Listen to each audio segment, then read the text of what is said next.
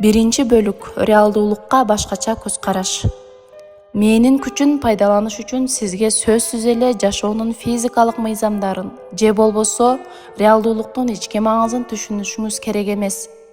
Мисалга, сизге автомашинаны айдоо үчүн сөзсүз эле карбюратордун түзүлүшүн же от алуу системасын билишиңиздин кажети жокко, туурабы? Аз эле адам автомобилдин ички түзүлүштөрүн жакшы билишет, бирок аны баары эле айдап жүрүшпөйбү? Мээнин күч-кубаты да дал ушундай. Ар бирибиз анын күчүн күнүмдүк турмушубузда каалаганыбыздай ийгиликтүү колдоно алабыз. Биз реалдуулуктун маңызын өзгөчө акыркы 20 жыл ичинде илимий тармактардагы мээ кантип өзүнүн жеке чындыгын түзүүсүн жакшы түшүнүүгө жардам берген укмуштуу ачылыштарды изилдей баштайбыз.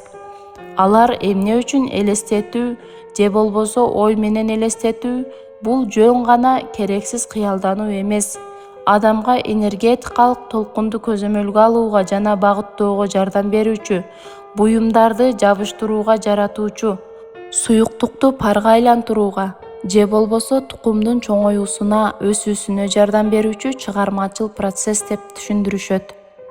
Бул энергетикалык агымдын маңызын түшүнүү менен сиз мээнин маңызын түшүнүүгө келесиз. Ошондой эле эргүү, сыйынуу жана ички туюм кандайдыр бир адаттан сырткаркы көрүнүш эмес, адамдын эрки менен эле ачылып жана колдонула турган мыйзамдарга баш ийгенин көрөсүз.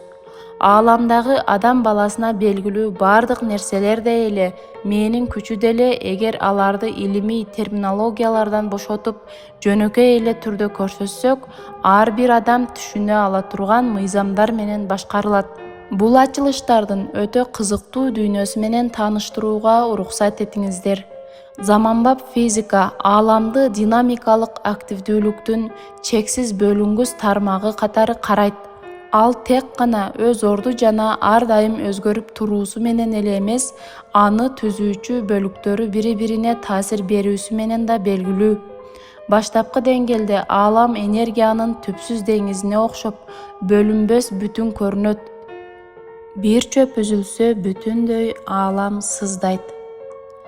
Заманбап физика биздин материалдык дүйнөгө болгон көз карашыбызды өзгөрттү. Бүгүнкү күнү эч ким бөлүктөр кандайдыр бир негизги нерселерден турат деп эсептебейт. Аларды кадимки энергиянын эле бир майда нурлары деп санашат. Алар кокусунан эле кванттык секирүүлөр деген бир учурда бүтүн нерсе катары, ал эми башка бир убакытта таза энергиянын толкуну катары саналган кыймылдарды жасай алышат. Реалдуулук агып турат, эч нерсе туруктуу эмес, бардыгы токтобогон кыймылда болгон мелдештин бөлүгү болуп саналат.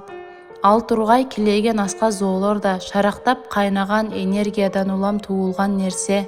Аалам тирүү жана туруктуу өсүүдө болгондой эле, анын бөлүгү болгон биз дагы ар дайым тирүүбүз жана туруктуу өсүүдөбүз. Аалам бул гиганттык голограмма. Голографиялык эффекттин ачылуусуна жол ачкан теория алгач биринчи жолу 1947-жылы Деннис Гарбер тарабынан иштелип чыгып, кийинчерээк бул ачылуу үчүн Нобель сыйлыгына татыктуу болгон. Голография бул ар бир бүтүн нерсе анын курчалуусунда да болгон көрүнүш.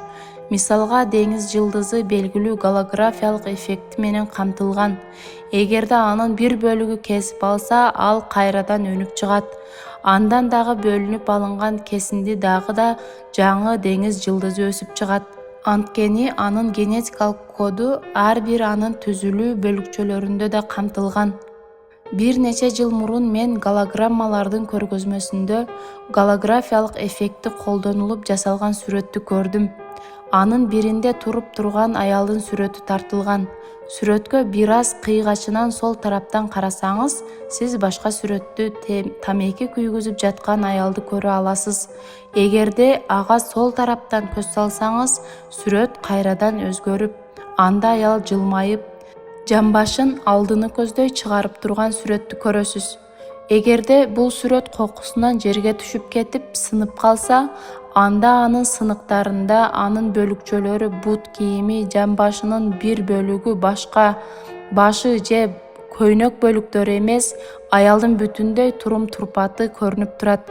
Анын ар бир сыныгы тияк биягынан карап, сиз кайрадан эле аялдын тамеки күйгүзүп жатканын же болбосо жылмайып, жамбашын алдыны көздөй чыгарып турган сүрөтүн толук көрө аласыз.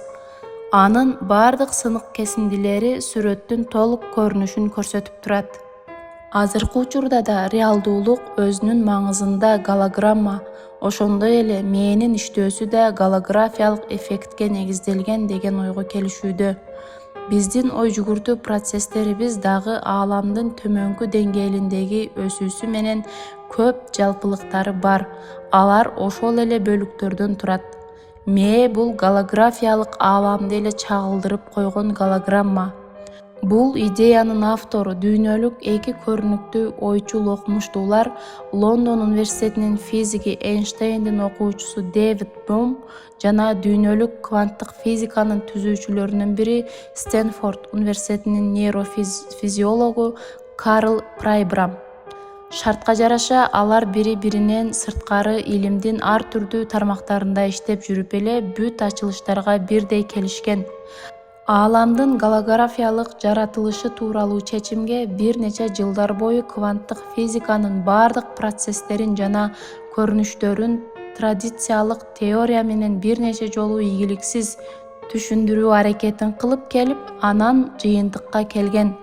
Прайбрайм болсо адамдын мээсин изилдеп жатып, традициялык теориялар ошондой эле анын көп табышмактуу жактарын толук ачып бере албай турганын аныктап чыккан.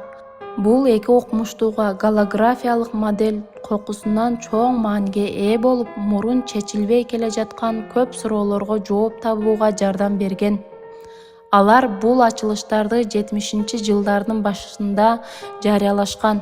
Алардын бул иши окумуштуулар арасында абдан кызуу талкууларды жаратканы менен тилекке каршы андан ары кеңири таркап кете алган эмес. Айрымдары бул ачылышка өтө эле скептикалык көз караш менен карашкан. Бирок көп дүйнөлүк окумуштуулар анын жаратуучуларын колдоп чыгышкан. Кембридж университетинин профессору 1973-жылкы физика боюнча Нобель сыйлыгынын ээси Брайан Жозефсон Бом жана Прайбрамдын теориясын реалдуулуктун маңызын түшүнүү процессиндеги жарып кирүү деп атаган. Канадалык окумуштуу физик Давил Питт дагы биздин ой жүгүртүү процесстерибиз физикалык дүйнө менен кээ бирлер айткандан да көбүрөөк байланышкан деп бекеринен белгилеген жок. 1979-жылы Пристон университетинин техникалык жана прикладдык мектебинин директору Роберт Жан аң сезимдин материалдык чындыгын аныктоодогу ролу деген теманы үйрөнүү боюнча программасын иштеп чыккан. Миңдеген эксперименттерди жүргүзүүдөн кийин ал жана анын жардамчылары мээ түздөн-түз материалдык чындыкка таасир кыларына толук негиз бар деп айтып чыгышкан. Бул ачылыштар чындыгында эле өтө адаттан тышкары болгондуктан практика жүзүндө көптөгөн күмөндүктөр жана шектенүүлөр менен байланышкан. Аң сезим менен материалдык дүйнөнүн бири-бири менен болгон байланышты бүгүнкү күнү анча деле фантастикага окшоштурушпайт. Аң сезим бул анын ичиндеги өтө эле динамикалык формадагы билинбеген энергиясы. Бул биздин фантазиябыз, оюбуздагы образдарыбыз, каалоолорубуз жана коркуу сезимдерибиз эмне себептен реалдуу окуяларга таасир тийгизерин, ошондой эле мээ аркылуу жаралган образдарды кантип материалдаштырууга болоорун түшүндүрүшөт. Реалдуулуктун маңызына тиешелүү мындай ачылыштар биздин мындан аркы жаңылануубузга, өсүүбүзгө кыймылдаткыч күч болуп калышы мүмкүн. Адам өзүн ачык эле динамикалык өсүүдөгү ааламдын бөлүгү же мээнин реалдуулугун түзүүгө чечүүчү ролу бар экендигин билүүсү менен адам өзүнүн турмушуна активдүү жана чыгармачылык менен мамиле кыла алышын түшүнөбүз. Эми ал жолдун жээгинде туруп алып, айланада эмне болуп жатканын карап тура бербестен, мээнин ишмердүүлүгүн алдыга коюп, өзүңүз каалагандай айлана чөйрөңүздү түзүү мүмкүнчүлүгүн көрө аласыз. Эйнштейн айткан экен, бул жаңы ачылыш тоонун чокусуна чыгып, ал жактан жаңы бир ажайып панораманы көрө алгандай таасир берет деп. Бул китеп менен таанышып чыккандан кийин сизде да ушундай сезим пайда болот. Жакында, качан сизде өзүңүздүн мүмкүнчүлүктөрүңүз ачылган соң, сиздин оюңуздагы туу чокуга чыгууңуз татыктуу баасын алат деп ишенем.